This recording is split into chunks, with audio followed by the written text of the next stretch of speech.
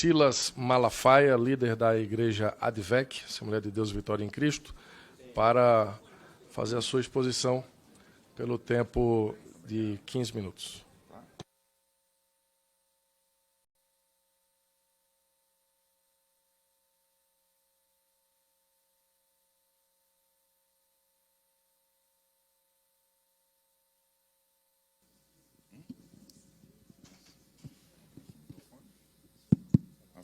Ok. Senhor presidente da comissão, deputado Fernando Rodolfo, demais deputados e palestrantes e pessoas que estão aqui.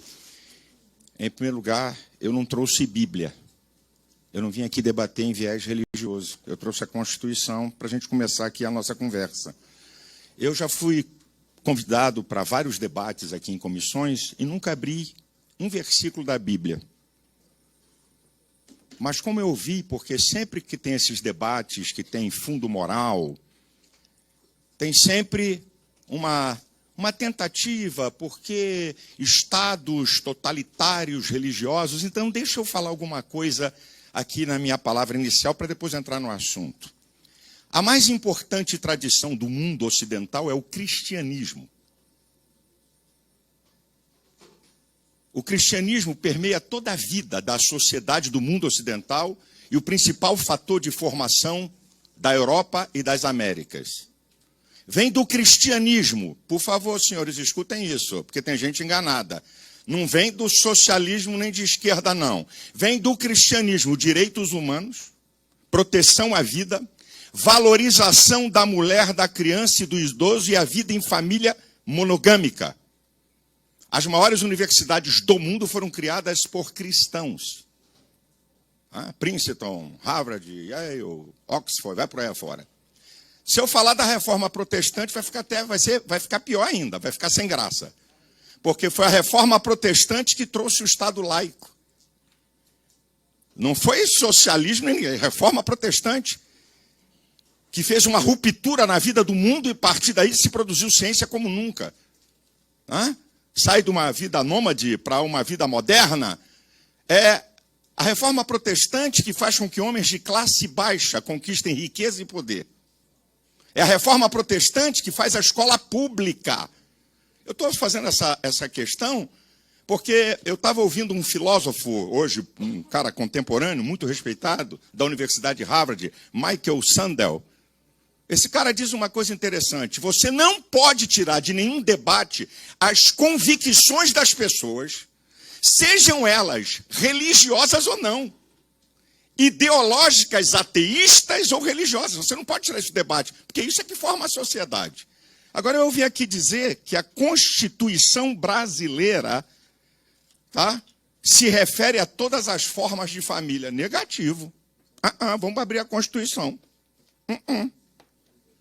Negativo. Artigo 226, que trata da questão.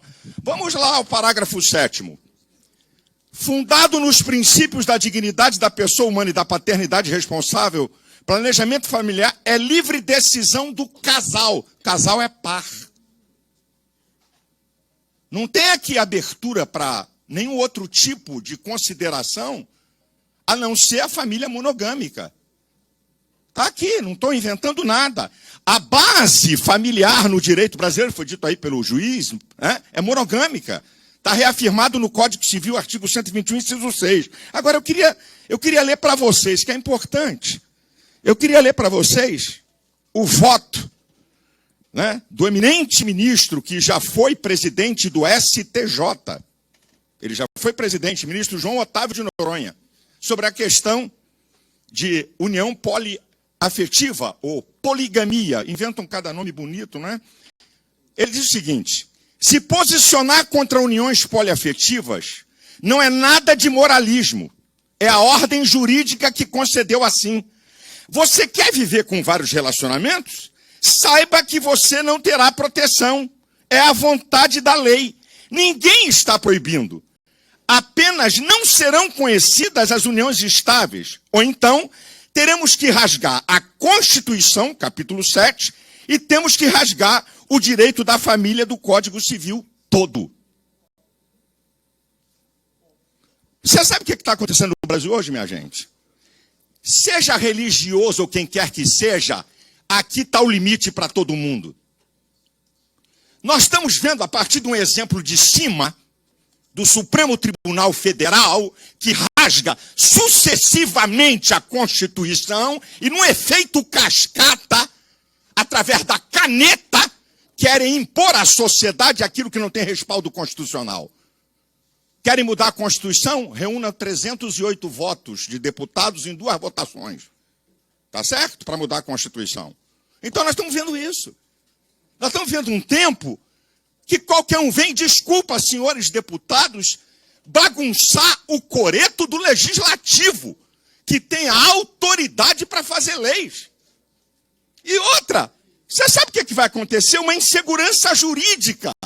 Se não tiver essa proibição, não existe previsão legal para a questão previdenciária nem sucessória. Não tem.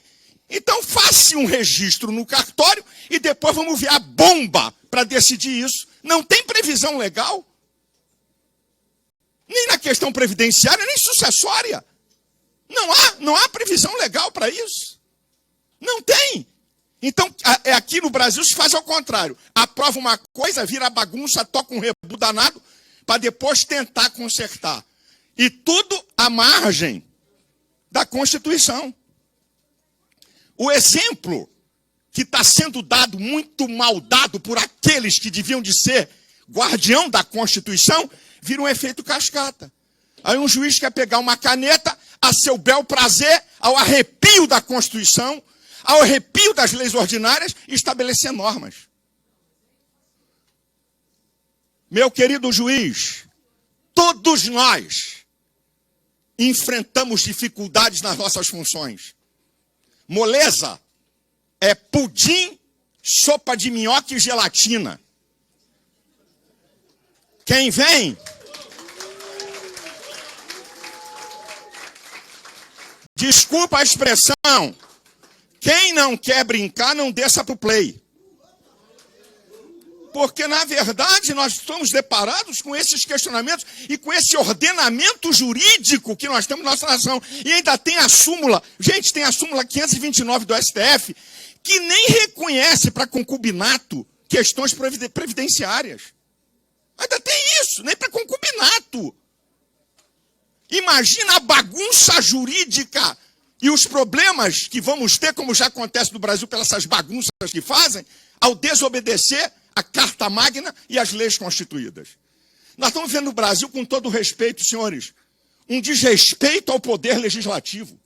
Os senhores têm sido sucessivamente desrespeitados. Quer que eu prove? Deputado com rede censurada. Deputado com rede censurada. Deputado preso. Rasga o artigo 53. Rasga o artigo 220, parágrafo 2º. A censura no Brasil foi abolida. Abre um inquérito de fake news sem a participação do Ministério Público, que é obrigado, é o senhor da ação penal, artigo 129 da Constituição, e abre a seu bel prazer. Não precisa de Ministério Público. Ao mesmo tempo, eu sou vítima, eu sou juiz, eu sou promotor, eu sou delegado. Nós estamos vendo isso aí. Aí o mau exemplo lá de cima vem no efeito cascata, meus amigos. Atingindo todos os níveis. Eu não estou aqui condenando o judiciário. Porque eu entendo que a maioria de juízes, desembargadores, até membros de cortes superiores, sabe? Gente séria, que está pautado, mas lamentavelmente temos mau exemplo. Então a questão aqui não é religiosa, eu não estou falando aqui de viés religioso. A proibição está baseada no que a Constituição diz. A proibição não está baseada porque algum deputado achou legal, vamos proibir e acabou. Não, porque não há respaldo jurídico. Não há norma jurídica. Há uma insegurança jurídica se isso for permitido. E o que eu estou voltando a afirmar, quer mudar a Constituição no Estado democrático de direito, é no voto do parlamento que representa o povo, e não na caneta de juiz nenhum. São os senhores que estão sendo sucessivamente afrontados. São os senhores. A Casa de Leis é essa aqui. Não é a caneta de juiz nenhum, nem de membro do Supremo Tribunal Federal. Então nós temos que entender Constituição não dá respaldo para isso. Código Civil não dá respaldo. Ah, vai mudar, vai fazer, mas tem que estar debaixo da Constituição. Não dá respaldo. Então, se não dá respaldo, correto proibir. E eu também tenho aprendido uma coisa. Uma sociedade que legaliza tudo, ela auto se destrói. Toda sociedade precisa de limites. Toda a sociedade, meu amigo, isso é provado historicamente que eu estou falando. É historicamente, não é uma questão. Por isso que eu digo, eu não vim discutir aqui viés de religião. Porque Deus... Não estou falando nada disso, não. Eu estou falando da permissibilidade legal da Constituição e do Código Civil. E nós não podemos ultrapassar isso. Qual é a base de um Estado democrático de direito? Obediência às leis. Submissão à Carta Magna. Como disse e repito, está sendo rasgada sucessivamente na maior cara de pau. Agora eu vou dizer uma outra coisa, senhores, que isso é muito mais profundo do que a gente imagina. Preste atenção a isso que eu vou dizer para vocês aqui. Pode ser assim, não é assim não. Preste atenção. O paradigma do mundo ocidental é o modelo judaico-cristão. O marxismo cultural entendeu que não adiantava, pela bala, conquistar as nações. Então, Escola de Frankfurt, Marcuse e outros loucos entenderam que uma maneira de mudar a sociedade na sua ideologia marxista é pela cultura. E qual é o grande empecilho para essas mudanças, para mudar o paradigma judaico-cristão para o modelo humanista-ateísta, que esse é o jogo. É o que está por debaixo, é o esteio de toda essa história aí. Vamos destruir a família, a base da sociedade, a base da civilização ocidental. E com todo respeito, se o paradigma do Ocidente não fosse o cristianismo, isso aqui era uma sociedade de bárbaros, com todo respeito. Então eu tenho que agradecer, não é a mim não, é o cristianismo. Se a ideologia de Marx é considerada, a ideologia cristã, muito mais, porque está de vento em popa, a dele está falida.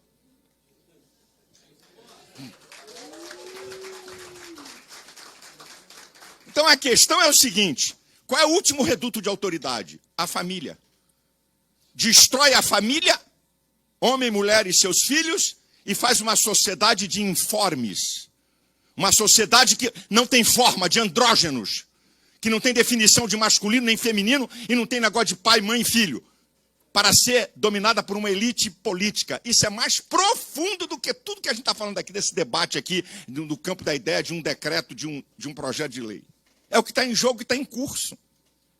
Então, o que nós temos que decidir, qual é a nossa ideologia, o que é que a gente acredita, se nós acreditamos que isso aqui é o parâmetro para religioso, para quem não é religioso, porque a religião não tem autonomia para fazer o que quer.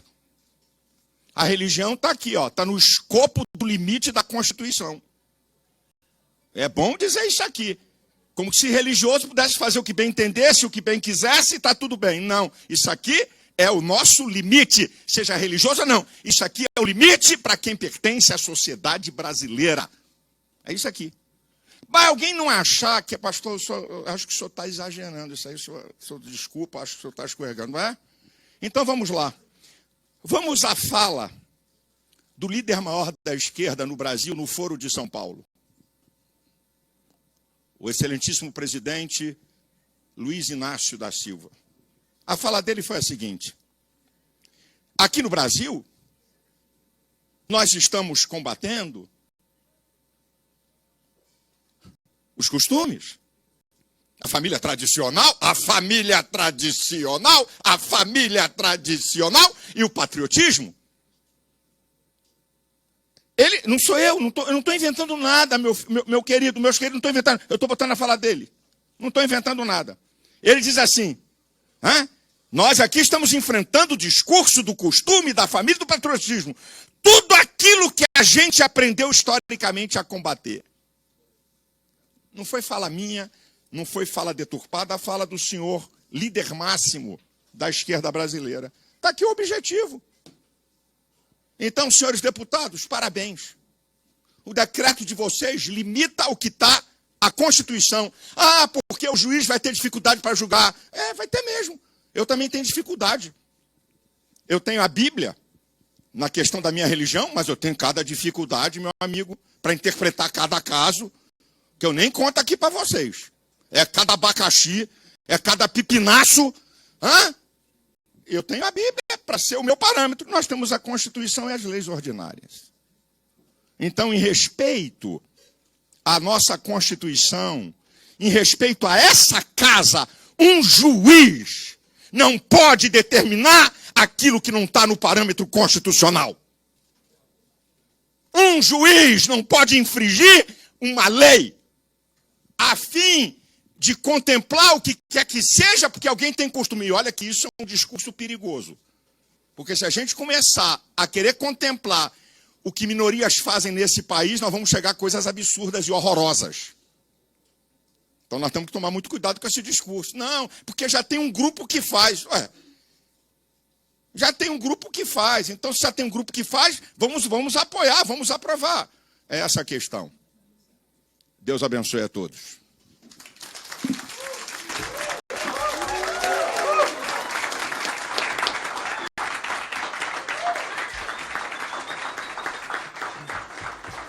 Presidente, Eu quero... uma questãozinha de ordem simples.